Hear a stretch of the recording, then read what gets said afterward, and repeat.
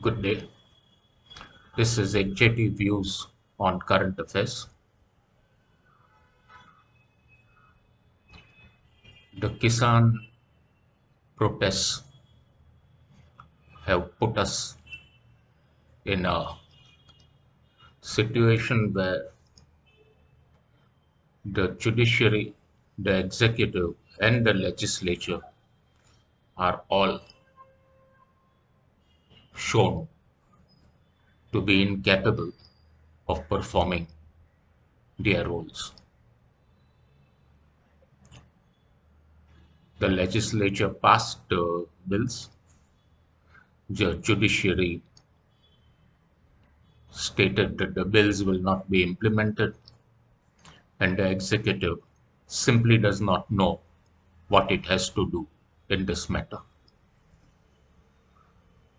Therefore, the question that is coming up is, are we going to get frozen in our actions as a country because a few thousand people protest against a law?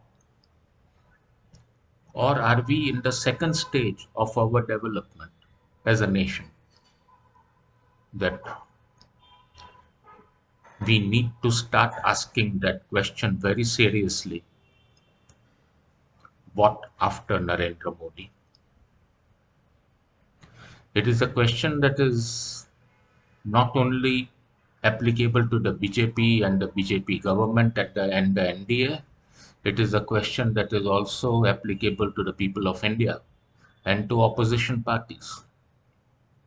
Assuming that inability to get the farm laws implemented and the fact that he is not willing to agree to the fact that they are cancelled, he submits his resignation as the Prime Minister of India. After that, what? What happens after that? Who in the BJP will be the Prime Minister? Will there be a government? Will anybody else be able to manage from the BJP? Would somebody want to manage with the farm laws being cancelled? And of course, the most important question that we all need to ask ourselves is, if it is not the BJP led NDA government, what is going to replace this government? And this is a question that we will have to ask ourselves for the sake of Indian democracy.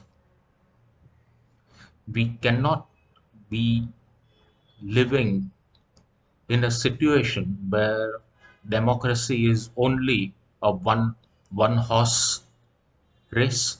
It cannot be. Democracy has to be two or three strong horses racing each other.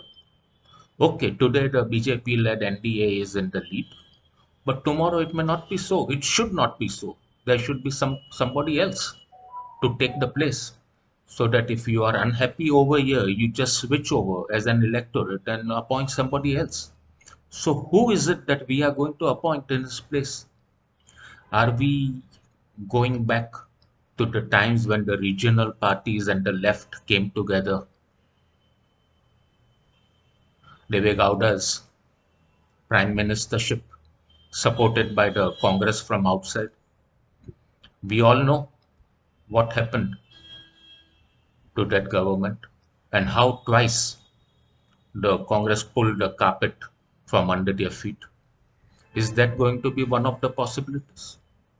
Is it going to be a possibility that the BJP puts up a leader that is good, who wins, is able to win in the year 2024? That's another possibility. Or is it that the Congress party, supported by being the largest party, getting the largest number of seats, supported by the regional parties, forms a UPA 3? And any other government that comes into power, what will happen to the farm laws? The worry is if we don't look after our agriculture, that agriculture which used to contribute at one time over 40% of the national GDP, which is currently at around 16-17% of the national GDP, will very soon become less than 10% of the national GDP. Our agriculture is simply not making the necessary technical strides. And land is just getting divided and subdivided as generations after generations are coming in. We are moving towards a situation where we are not going to be able to make agriculture by any means a profitable activity for the purpose of having a life and making a living.